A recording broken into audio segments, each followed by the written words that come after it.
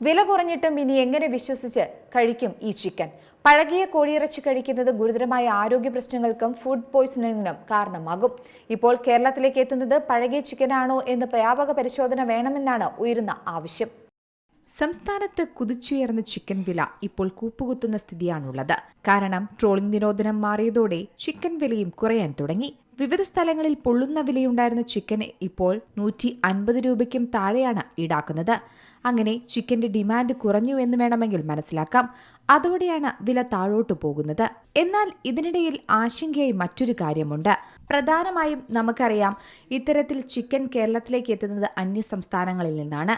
വില കുറഞ്ഞെത്തുന്ന ചിക്കൻ നല്ലതാണോ എന്ന സംശയമാണ് ഇപ്പോൾ ആളുകൾക്കിടയിലും ഉദിക്കുന്നത്. അതെ, പഴകിയ ഇറച്ചി കഴിക്കുന്നത് ഗുരുതരമായ ആരോഗ്യ പ്രശ്നങ്ങൾക്കും ഫുഡ് പോയ്സണിങ്ങിനും കാരണമാകും. കോഴിയിറച്ചി കേടായതാണോ എന്ന് തിരിച്ചറിയാനും ഇത് കഴിച്ചാലുണ്ടാകുന്ന ലക്ഷണങ്ങളെക്കുറിച്ചും കൃത്യമായി അറിഞ്ഞിരിക്കണം. ഇറച്ചി പാകം ചെയ്യുന്നതിന് മുമ്പ് തന്നെ അതിന്റെ നിറം, മണം, ഘടന എന്നിവ പരിശോധിച്ച് ഗുണനിലവാരം ഉറപ്പാക്കിയതിനു ശേഷം മാത്രം ഉപയോഗിക്കുക. നല്ല ഇറച്ചിക്ക് പ്രത്യേകിച്ച് മണമൊന്നും ഉണ്ടാകില്ല. എന്നാൽ പഴകിയ ഇറച്ചിക്ക് വളരെ രൂക്ഷമായ മണമായിരിക്കും ഉണ്ടാകുക. ഫ്രഷ് ഇറച്ചി തൊടുമ്പോൾ മൃദുവും ഈർപ്പവുമുള്ളതായിരിക്കാം.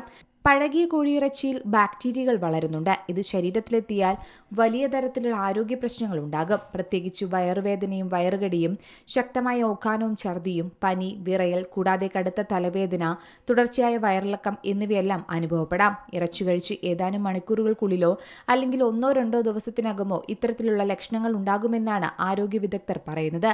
അതിനാൽ വില കുറയുമ്പോൾ ചിക്കൻ ഫ്രിഡ്ജിൽ വാങ്ങി സൂക്ഷിക്കുമ്പോഴും പ്രത്യേകം ശ്രദ്ധിക്കണം. അതായത് പച്ചയിറച്ചി ഫ്രിഡ്ജിൽ സാധാരണ താപനിലയിൽ 1 മുതൽ 2 ദിവസത്തിൽ കൂടുതൽ വെക്കരുതെന്നാണ് പറയുന്നത്. കൂടുതൽ ദിവസം സൂക്ഷിക്കണമെങ്കിൽ ഫ്രീസറിൽ തന്നെ വെക്കണം.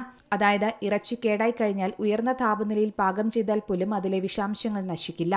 അതിനാൽ നേരിയ സംശയം തോന്നിയാൽ പോലും ആ ഇറച്ചി ഒഴിവാക്കുകയെന്നാണ് പറയുക. നമുക്കറിയാം, കുറേ നാളുകൾക്ക് മുമ്പ് തന്നെ സുനാമി ഇറച്ചി കേരളത്തിലേക്ക് എത്തുന്ന വാർത്തകൾ നിറഞ്ഞു നിന്നിരുന്നു.